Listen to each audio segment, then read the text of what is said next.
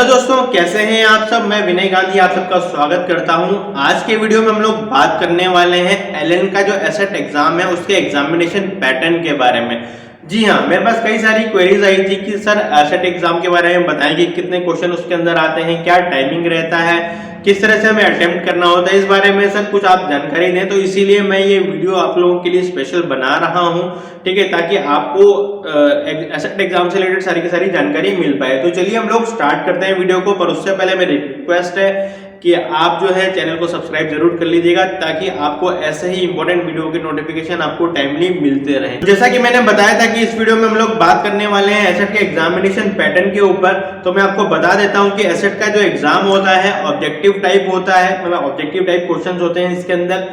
और ये एग्जाम दोनों मोड में होता है, मतलब ऑनलाइन भी आप इसको अटेम्प्ट कर सकते हैं और ऑफलाइन भी आप इसको अटेम्प्ट कर सकते हैं। बट फॉर्म भरते टाइम आपको ये चीज मेंशन करनी होगी कि आपको ये एग्जाम ऑनलाइन देना है या ऑफलाइन देना है।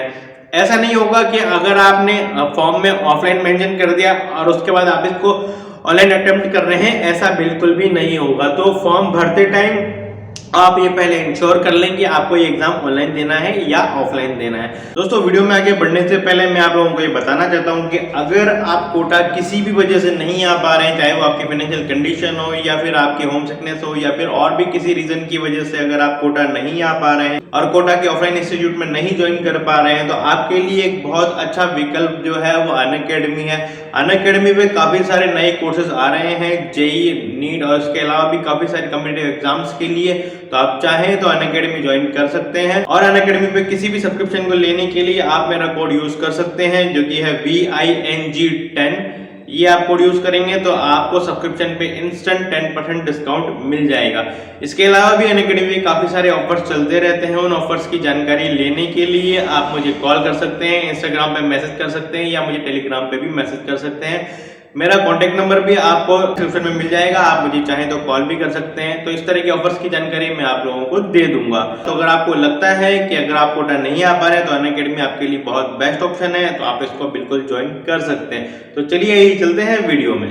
उसके बाद हम बात करते हैं कि ये जो एग्जाम है ये 2 पार्ट में होता है, पार्ट 1 और पार्ट 2। पार्ट 1 जो होता है इसके अंदर IQ लेवल के क्वेश्चन आते हैं, मतलब मेंटल एबिलिटी के क्वेश्चन आते हैं। और पार्ट 2 जो होता है उसके अंदर फिजिक्स, केमिस्ट्री और मैथमेटिक्स या फिर बायोलॉजी के क्वेश्चन आते हैं। अगर आप जेईई के लिए ये टेस्ट अपेयर कर रहे हैं तो फिजिक्स, केमिस्ट्री, मैथमेटिक्स आएगा, और अगर आप बायोलॉजी के लिए ये अपेयर कर रहे हैं तो फिजिक्स, केमिस्ट्री, बायोलॉजी आने वाला है।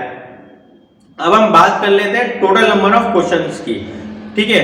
तो अगर आप ऑनलाइन एग्जाम अपेयर कर रहे हैं तो नंबर ऑफ क्वेश्चंस रहेंगे 120, मतलब टोटल 120 क्वेश्चंस रहेंगे। और अगर आप ऑफलाइन एग्जाम में अपेयर कर रहे हैं तो इसके अंदर नंबर ऑफ क्वेश्चंस रहने वाले हैं 80, मतलब 80 क्वेश्चन इसके अंदर रहने वाले हैं, ठीक है। अब अगर हम बात करते हैं कि ऑनलाइन अगर आप दे रहे हैं तो 120 का सेग्रीगेशन क्या रहने वाला है, तो 120 जो क्वेश्चन है उसके अंदर पार्ट 1 मतलब मेंटल एबिलिटी के क्वेश्चन जो रहने वाले हैं 30, और फिजिक्स, केमिस्ट्री, मैथमेटिक्स के क्वेश्चन रहने वाले हैं 30-30 ईच, मतलब 30-30 ईच रहेगा, जिसके अंदर 30 question mental ability, 30 question physics, 30 question mathematics, 30 question chemistry, या मैथमेटिक्स रिप्लेस हो सकती है बायोलॉजी से। अगर आप बायोलॉजी के लिए, मतलब अगर आप नीट के लिए दे रहे हैं तो 30 क्वेश्चन बायोलॉजी के होंगे। वहीं अगर आप ऑफलाइन एग्जाम दे रहे हैं तो 20 क्वेश्चन ईच सब्जेक्ट, मतलब मेंटल एबिलिटी, फिजिक्स, केमिस्ट्री और बायोलॉजी, या फिर मेंटल एबिलिटी, फिजिक्स, केमिस्ट्री और मैथमेटिक्स। तो ये रहेगा। अब हम बात कर लेते हैं टाइमिंग की। टाइमिंग क्या रहने वाला है, अगर आप ऑनलाइन एग्जाम दे रहे हैं तो टाइमिंग आप लोगों के लिए रहने वाला है 90 मिनट्स। अगर आप ऑफलाइन एग्जाम दे रहे हैं तो टाइमिंग आप लोगों के लिए रहने वाला है 120 मिनट्स, मतलब 2 घंटे, ठीक है। तो अब हमने देखा कि अगर हम ऑनलाइन एग्जाम में अपेयर करते हैं, मतलब अगर आप लोग ऑनलाइन एग्जाम में अपेयर करते हैं तो आप लोगों के लिए क्वेश्चंस भी ज्यादा हैं और टाइमिंग भी कम है, मतलब 120 क्वेश्चंस रहेंगे, 90 मिनट्स में आपको अपेयर करना है। और वहीं अगर आप ऑफलाइन एग्जाम देते हैं तो 80 क्वेश्चंस रहेंगे और 120 मिनट्स में आप लोगों को जो है ये पेपर कंप्लीट करना होगा, ठीक है। तो ऐसा शायद इसलिए है क्योंकि अगर आप ऑनलाइन एग्जाम दे रहे हैं, अगर अपने घर से ऑनलाइन एग्जाम दे रहे हैं तो ऑब्वियसली कई बच्चे जो है गूगल से या बुक ओपन करके कुछ ना कुछ फायदा उठाने की कोशिश करें, तो उन सबको रोकने के लिए ही प्रोबेबली शायद ऐसा पैटर्न रखा गया होगा, ठीक है। और इसके बाद हम लोग बात कर लेते हैं कि मार्किंग स्कीम की। तो मार्किंग स्कीम की अगर हम बात करें, ठीक है, तो पार्ट 1 मतलब जो मेंटल एबिलिटी वाला पार्ट है, मेंटल एबिलिटी वाला जो पार्ट है उसके अंदर कोई नेगेटिव मार्किंग नहीं होती है।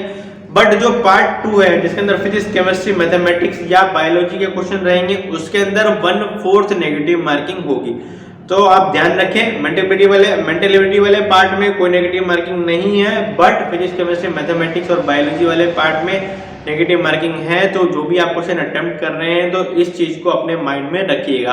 तो ये सब था ओवरऑल एसेट के बारे में, एसेट के एग्जामिनेशन पैटर्न के बारे में। आई होप ये वीडियो आपके लिए काफी यूजफुल रहा होगा और इन सब चीजों को ध्यान में रख के आप जो है इस एग्जाम को अपेयर करेंगे तो आपका एग्जाम बहुत ही अच्छा जाएगा। और टाइम का पूरी तरह से यूटिलाइजेशन करें आप, मतलब ऐसा नहीं कि आप टाइम से पहले, क्योंकि ऑनलाइन के लिए तो वैसे भी काफी कम टाइम होता है और ऑफलाइन के लिए वैसे भी जो है सफिशिएंट टाइम होता है, तो आप टाइम का पूरी तरह से यूटिलाइज करें। एक चीज और मैं बताना चाहूंगा कि अगर आप ऑनलाइन अपेयर कर रहे हैं तो ये वेबसाइट मैं आपको स्क्रीन पे शो कर रहा हूँ। इस वेबसाइट पे आप जिस दिन पे आपका एग्जाम हो उससे 30 मिनट पहले लॉगिन जरूर कर लीजिएगा। और अगर आप ऑफलाइन एग्जाम देने वाले हैं तो 30 मिनट पहले आप अपने टेस्ट सेंटर पे पहुंच जाइएगा, ठीक है। तो ये सब चीजें आप ध्यान में रखें, मतलब एसेट एग्जाम को देते टाइम और एसेट एग्जाम से पहले इन सब चीज़ों को ध्यान में रखें, ताकि अगर आप इन सब चीज़ों को ध्यान में रखेंगे तो ऑब्वियसली आप एसेट में बहुत ही ज़्यादा बेहतर कर पाएंगे।